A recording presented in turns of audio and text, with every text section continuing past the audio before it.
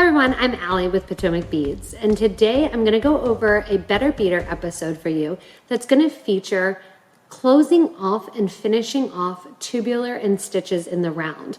I know this is difficult for many of you because there are so many different sizes and end options, and it really is something that I would want to go over in this Better Beader episode. When working with tubular stitches, you have a lot of options for how to end the piece. Just like most beading, you can simply put on a clasp. You can make something big enough that it'll just roll or bangle on, or you can actually add some endings and some closures to make it easier for you to get to the clasp itself. When determining what to do for the tubular stitches, for some things, you can use multiple ways and multiple methods. For others, it's going to make sense to make sure that that is closed. Sometimes you may even have fun with a tubular stitch. Keep it open big and add some leather or cording down the middle. So when you are using an ending, the most important thing when looking at the different tubular, or sometimes known as in the round stitches, is to make sure that when you are picking a clasp or closure, that you want it to come off the center of your project. So whether or not you decide that you don't want something to be in a bangle, which many stitches will actually be perfect for bangle style.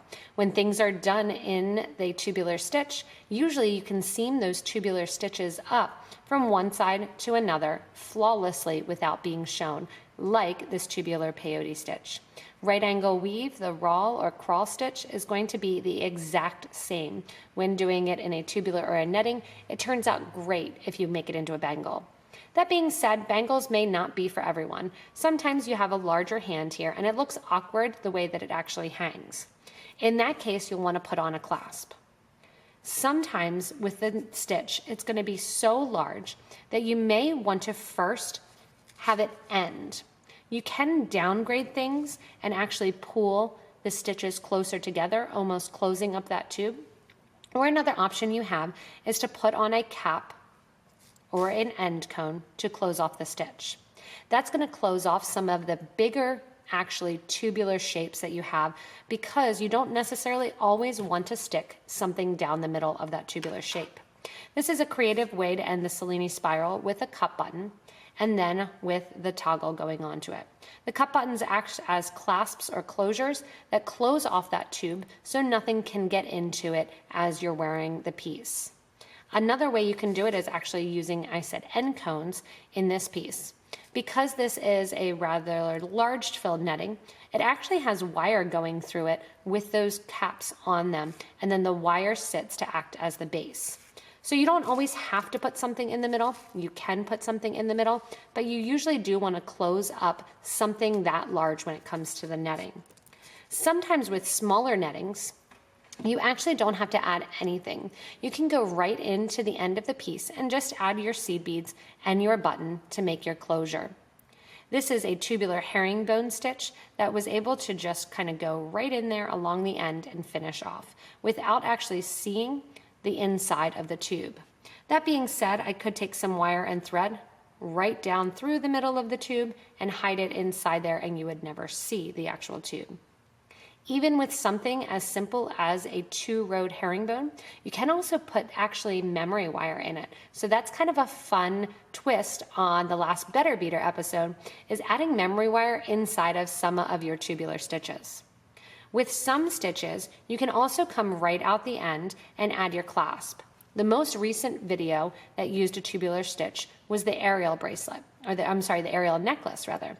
This necklace showed how to put on this push clasp to the end of this rope. For this netted rope here, it was a little foggy, and I wanted to show how to actually bring that clasp and to get it to set center. That's the most important thing when adding clasps to the end of your tubes, is making sure that those clasps, those caps, and those cones sit in the center.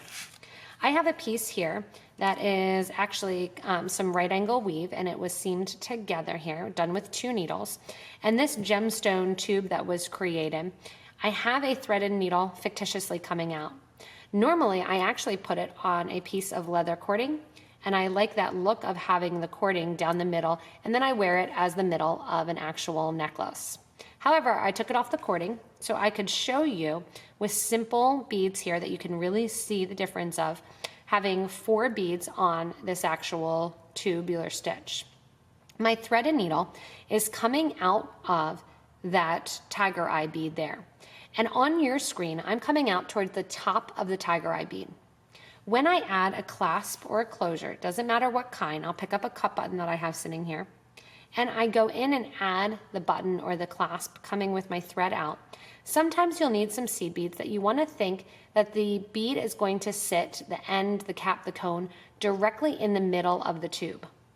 What I'm going to do is add my button here, and my button is going to act as a cap going on to my actual netted round here, or peyote round rather.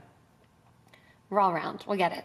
And the most important thing, like I said, is to make sure that that sits middle and in the center of the project. I'm going to bring my thread and needle back down the other side of the button. And if I wanted to use this as a clasp or a closure, I would use about 4 15-0 seed beads and then add the button. Come back down the button, add 4 more 15-0s. Here's where it's important to know where your thread is going to go. To get the piece to sit in the middle, I'm going to look at a diagonal line from the corner of where my thread is coming out and on the diagonal.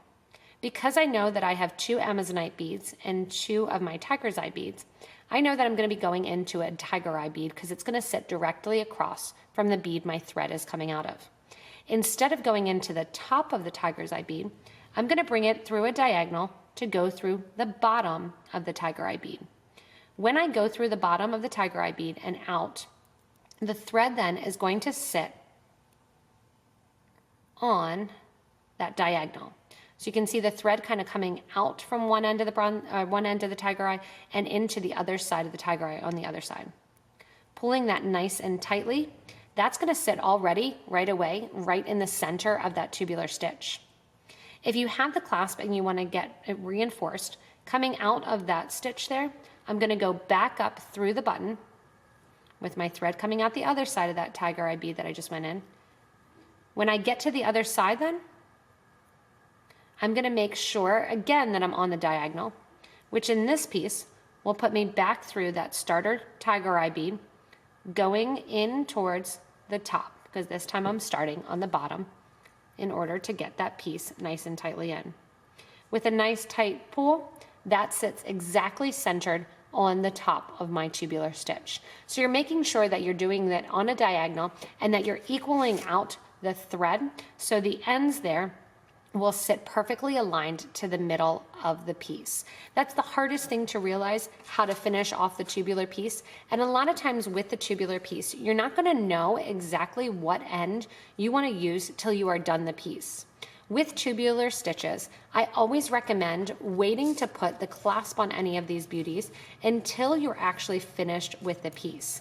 That way, if you're doing a Cellini, if you're doing a herringbone, if you're doing a right angle weave stitch or a netting, you can wait to see what the clasp, what the project looks like before actually establishing if you want to completely close off and cap off the actual stitch, whether or not you can go right into the clasp, or if you may want to keep it open and add some memory wire, leather, or even some stringing wire down the center of it as well.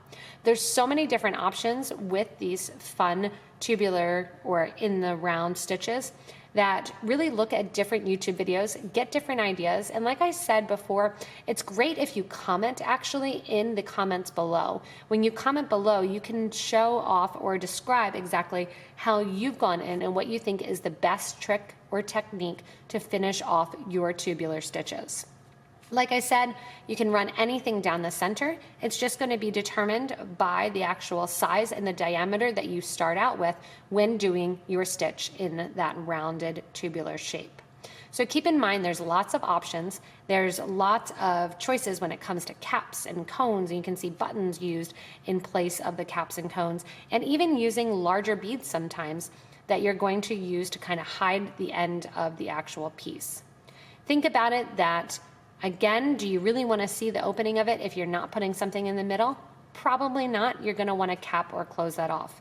If you do have the opening, make sure that it's purposeful, that you're going to either be adding something into that opening or that you are going to have it floating on something or add it to memory wire or something like that. As always with these Better Beader episodes too, kind of take and make them yours. Check out some of the other videos that go along with these pieces that we've created to show how we put on the particular end with that particular stitch as well. Thanks so much for watching this Better Beader episode. Keep in mind that you can always find great YouTube tutorials on all of the different stitches that I had here in the YouTube video, as well as ones that I didn't feature. All of these different tubular shapes are awesome to create and so natural and nice to wear. Remember, if you do put your comments in the box below, you help out other community members that may be having additional questions or looking for other options. As always with the Better Beader videos, the idea is to make you a better beater, to enhance the talent that you have, and actually to get you more engaged and more involved in expanding that knowledge. As with everything, you can shop with us at PotomacBeads.com and PotomacBeads.eu, and we're happy to send out those things to you. In addition to that, you can stay connected with us, like I mentioned before, in our Facebook book for beading and jewelry making. Show your sections and your designs that are in the tubular shape to other members as well, to inspire them and to give them more ideas. As with everything, thank you so much for watching and have fun creating things in the round. And now you know how to finish off those tubular stitches.